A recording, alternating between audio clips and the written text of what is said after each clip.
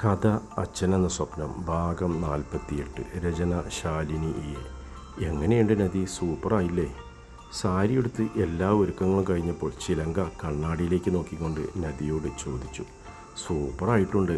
അല്ലെങ്കിലും എൻ്റെ ചില്ലു ചേച്ചി സുന്ദരിയല്ലേ? ആണല്ലേ? ഓ, എനിക്ക് വയ്യ. എൻ്റെ ഭംഗി കണ്ടിട്ട് എനിക്ക് തന്നെ തുള്ളിച്ചാടാൻ തോന്നുന്നു. ഇതിനെവിടെയോ ചെറിയ പിരി ലൂസായിട്ടുണ്ട്. നദി ചിരിയോടെ ഓർത്തു. വാതിൽക്കൽ കാൽപ്പെരുമാറ്റം കേട്ടപ്പോഴാണ് രണ്ടുപേരും നോക്കുന്നത്. രേണുകയാണ്. ഒരുക്കം കഴിഞ്ഞില്ലേ?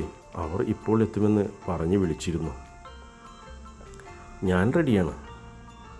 എങ്കിൽ താഴേക്ക് വരൂ. കിച്ചണിൽ നിൽക്കാം.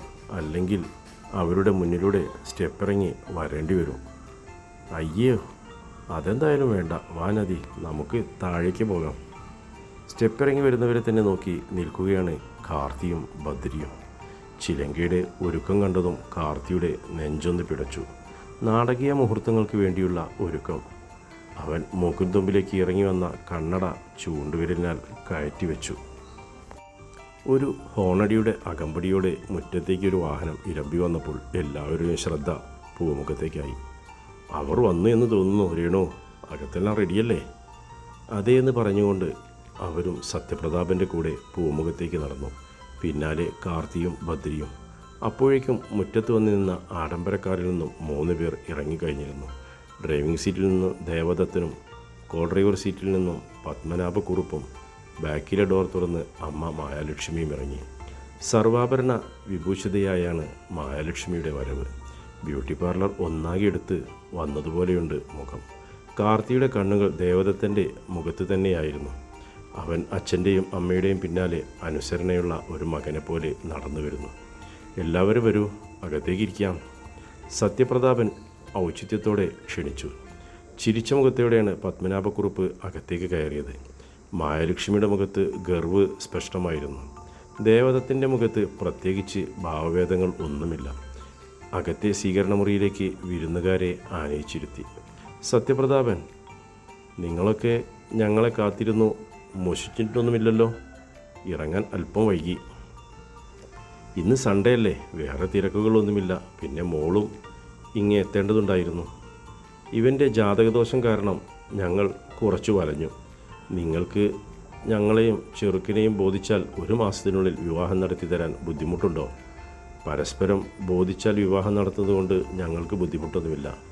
ചെക്കനും പെണ്ണിനും ഇഷ്ടപ്പെടണം. അതാണല്ലോ മെയിൻ കാര്യം.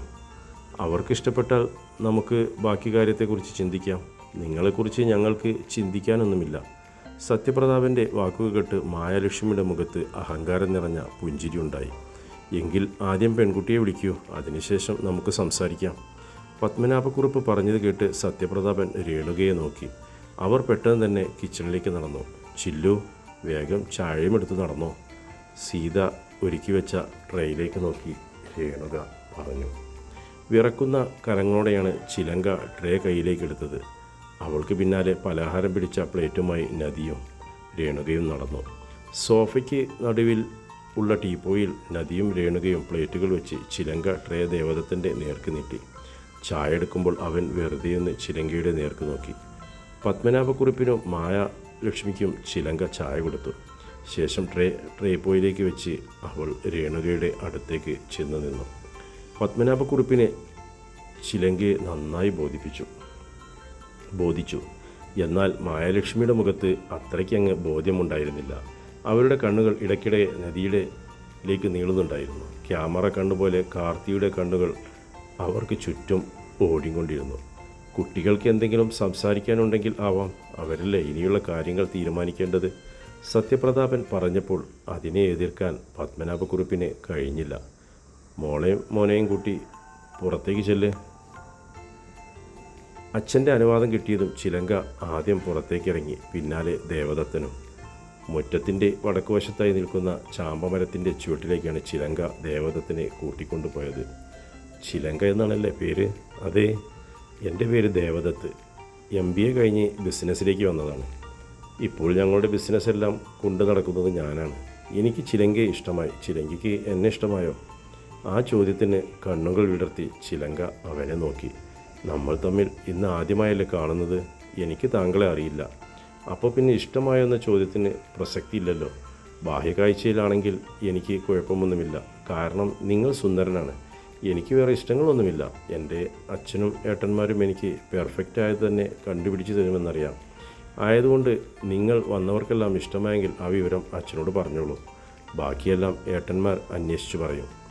താനൊരു ചെറിയ ചോദ്യം ചോദിച്ചതിന് നീട്ടിപ്പരത്തി പറഞ്ഞവളെ അവൻ വിടർന്ന മിഴികളോടെ നോക്കി നിന്നു. ആരോടും ഇതുവരെ ഇഷ്ടം തോന്നിയിട്ടില്ലെന്ന് പറയുമ്പോൾ അതിനെ ചതിക്കാൻ കൂട്ടുനിൽക്കണോ എന്നൊരു കുറ്റബോധം അവൻ്റെ ഉള്ളിൽ തലപൊക്കി. സ്വന്തം കാര്യമാണല്ലോ എല്ലാത്തിനും വലുത് എന്ന് ചിന്തിക്കുമ്പോൾ അതിനൊന്നും വലിയ പ്രാധാന്യം കൊടുക്കേണ്ടതില്ലെന്ന് മനസ്സു പറയുന്നു. രണ്ടുപേരും പെട്ടെന്ന് തന്നെ തിരിച്ചു കയറി വന്നു. എന്നാൽ പിന്നെ ഞങ്ങൾ ഇരുന്ന് താമസിപ്പിക്കുന്നില്ല. വീട്ടിൽ ചെന്നിട്ട് വിവരം വിളിച്ചു പറയാം. അതിനനുസരിച്ച് നിങ്ങളും കാര്യം മുന്നോട്ട് നീക്കൂ. ദേവദത്ത്, ഇതാണ് എൻ്റെ മകൻ ബദ്രിനാഥ്. ഹാളിലേക്ക് കയറി വന്ന ദേവദത്തിനോട് സത്യപ്രതാപൻ പറഞ്ഞു.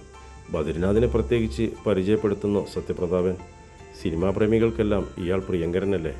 എങ്കിൽ ഇവനെ പരിചയപ്പെടുത്താം. ഭാര്യ സഹോദരൻ്റെ മകനാണ് കാർത്തിക് മഹാദേവൻ. സിനിമാ ഇൻഡസ്ട്രിയിൽ പ്രഗത്ഭനായ മഹാദേവൻ മാസ്റ്ററുടെ മകൻ. ആ പറഞ്ഞ വാർത്തയിൽ പത്മനാഭക്കുറുപ്പിൻ്റെ കണ്ണുകൾ വിടർന്നു. ദേവദത്തിൻ്റെ മിഴികൾ കാർത്തിയുടെ കണ്ണുകളിലുടക്കി. ഇവനെ സൂക്ഷിക്കണമെന്നാണ് സിദ്ധാർത്ഥ് മുന്നറിയിപ്പ് തന്നിട്ടുള്ളത്. കണ്ണുകളിലെ ചലനം പോലും മനസ്സിലാക്കാൻ കഴിവുള്ളവനാണത്രേ. രണ്ടുപേരുടെയും മിഴികൾ മത്സരമിട്ടതുപോലെ കുറച്ചുനേരം പരസ്പരം തറഞ്ഞു നിന്നു. ഒടുവിൽ പരാജിതനായ ദേവദത്തിൻ്റെ മിഴികൾ, ഈ കാര്യം ഞങ്ങൾക്കറിയില്ലായിരുന്നു കേട്ടോ. വൈഫിൻ്റെ സഹോദരനാണോ മഹാദേവൻ മാസ്റ്റർ? അതെ. തിരുവനന്തപുരം ഗ്രൂപ്പിൻ്റെ MD അല്ലേ? നമ്മൾ ഒരേ ഫീൽഡ് ആയതുകൊണ്ട് കേട്ടിട്ടുണ്ട്. എന്തായാലും പരിചയപ്പെടാൻ കഴിഞ്ഞതിൽ വളരെ സന്തോഷം. എഴുന്നേറ്റ് നിന്ന് നിറഞ്ഞ ചിരിയോടെ പത്മനാഭക്കുറുപ്പ് കാർത്തിക്ക് നേരെ കൈനീട്ടി.